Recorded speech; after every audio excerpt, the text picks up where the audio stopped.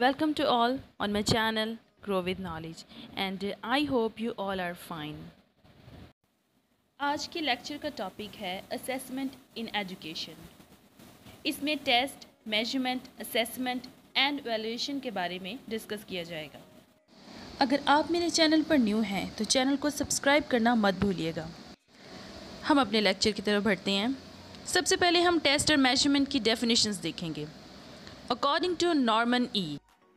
Test is an instrument or systematic procedure for measuring a sample of behavior. According to Abel, a test is a set of questions, each of which has a correct answer that examine usually answer orally or in written. Test सवालात के ऐसे set को कहते हैं जिसमें 5 या 10 सवालात होते हैं। हर सवाल का सही जवाब होता है। टेस्ट ज़ुबानी यानी ऑरल भी लिया जा सकता है और लिखवा कर भी लिया जा सकता है। नेक्स्ट है मेजरमेंट।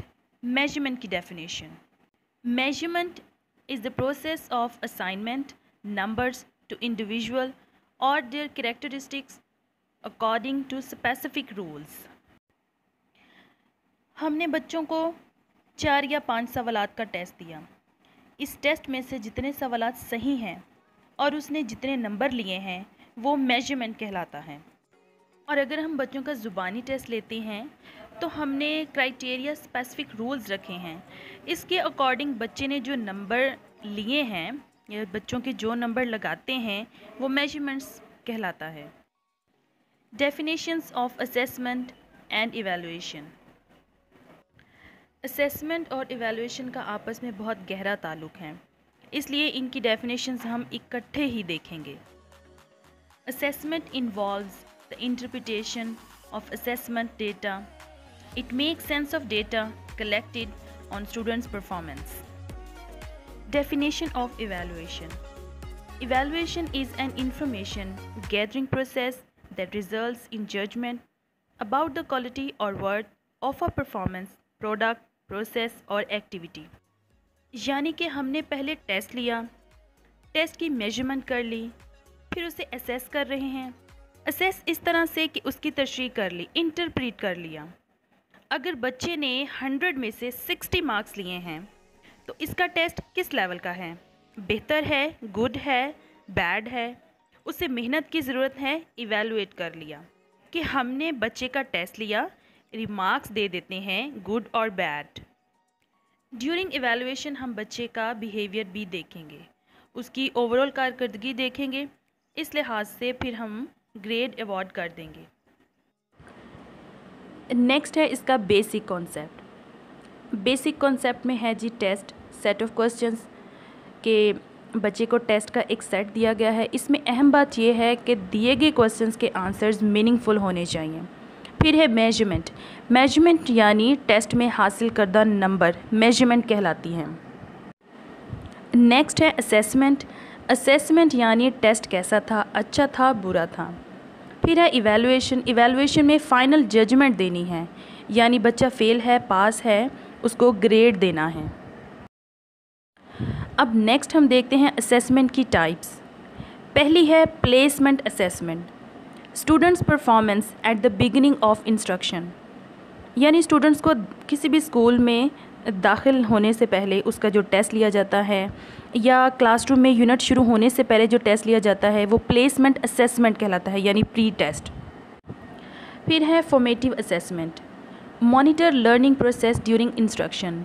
यूनिट या लेसन पढ़ाते बच्चे को चेक करना छोटे छोटे क्वेश्चंस के थ्रू कि उसको समझ आई है या नहीं, ये फॉर्मेटिव असेसमेंट कहलाता है।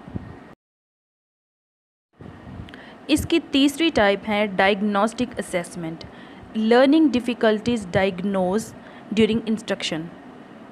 मुश्किलात दोनों तरफ से हो सकती हैं, टीचर की तरफ से भी, स्टूडेंट की तरफ से भी। इसे डायग्नोज करने के लिए टेस्ट किया जाता है, यानी क्लासरूम में तमाम स्टूडेंट्स जो हैं वो क्यों नहीं कर पा रहे या सीख पा रहे, उस प्रॉब्लम को डायग्नोज किया जाता है।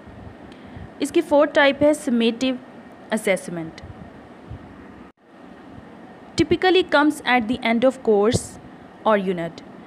हमारा जो एग्ज़ाम्स लेने का ट्रेडिशनल तरीका है वो समेटिव असेसमेंट में आता है, यानी पूरे साल के बाद जो टेस्ट लिए जाते हैं।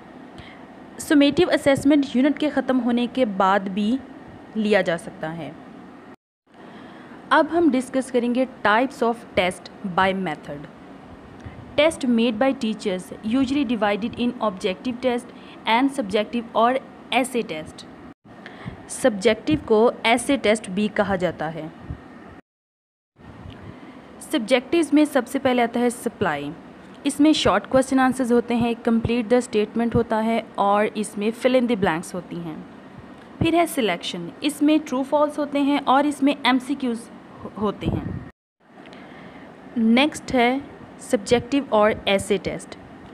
इसमें एक्सटेंडेड रिस्पांस लिया जाता है, मतलब कि इसमें बच्चे को फ्रीली टाइम दे दिया जाता है। उसको ये नहीं कहा जाता कि आपने इतने वर्ड्स का ये आंसर लिखना है। बच्चे की अपनी मर्ज़ी, वो जितना मर्ज़ी आंसर लिखे। फिर है रिस्ट्रिक्टेड रिस्पांस। यूजुअली इसमें लिमिटेड टाइम दिया जाता है और इसमें बताया जाता है कि इतने वर्ड्स का आंसर हो। ये टेस्ट की टाइप्स हैं।